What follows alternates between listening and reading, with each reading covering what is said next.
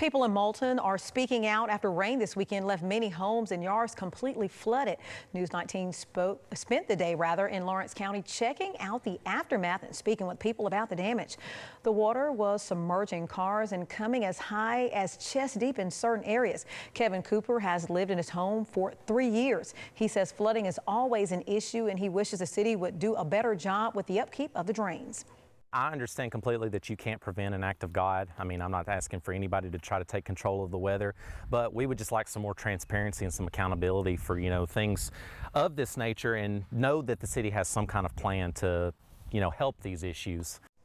Cooper adds that his family can only recall work being done on the culverts 2 times in the nearly 3 decades they have lived there.